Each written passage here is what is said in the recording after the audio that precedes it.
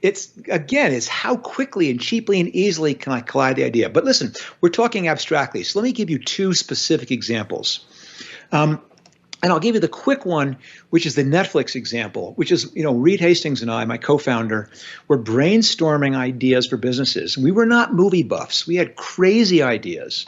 We had ideas to do personalized dog food and custom shampoo and personal sporting goods, all kinds of crazy stuff. And one of the ideas was this idea to do video rental by mail. And at the time, video was on VHS cassette. This is back in 1996, 97. So that idea was a non-starter. And one day in the car, Reed mentioned he'd heard about this technology called the DVD, this thin, light, and the idea popped into our heads that maybe we could make our video rental by mail business work with a DVD. We could just mail it. So here's where you separate the entrepreneur from the dreamer. Rather than going, what a great idea, and rushing to the office and working on the pitch deck, or going home and writing the business plan, or applying to be on Shark Tank or something, we said, let's immediately try and collide this idea with some reality. And in our case, we just turned the car around and drove back down to town we lived to buy a DVD. But of course, there weren't any. It was in test market.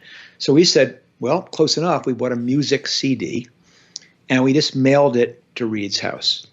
And we found out in 24 hours whether the fundamental premise of our idea would work. We collided it with reality within an hour of having the idea. But let me give you one more example if we have a moment here. Yeah, please. And just because people are going, oh, that works if you have a DVD, but it works for anything. So I was working with a young woman, and she had an interesting idea. And her idea was to do peer-to-peer clothing rental. She's saying, I have this closet full of clothes. I don't wear them that often. I'd kind of like to borrow my friend's clothes. I wonder if there was an app that lists all everyone's clothes and we could borrow each other's clothes. And then she was talking to me about the thing that aspiring entrepreneurs do. How do I raise money? How do I find a technical co-founder? How do I build an app? Blah, blah, blah. Dreaming. And I said, whoa, stop. Do you have a piece of paper? And she goes, yes. I go, how about a Sharpie? She goes, yeah, that too. And some tape? And I said, write on a piece of paper, want to borrow my clothes? ? Knock. And tape it to your dorm room door. And you're going to find out today whether your idea has any merit. Because if nobody knocks, well, you've learned something right there. But let's say they do knock and they let them in, you're going to find out about taste and about fit. Now, let's say they do find something they like and that fits. Then you're going to find out a few days later how you feel about your favorite blouse coming back stained. You're going to find out about the costs of dry cleaning. You're going to find out so much, and you're going to do it with a Sharpie and paper and tape.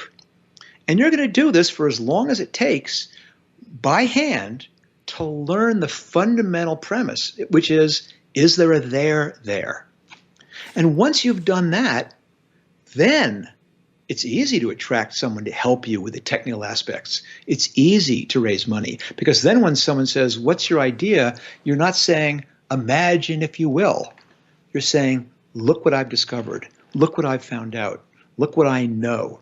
And you can demonstrate your idea is a good one.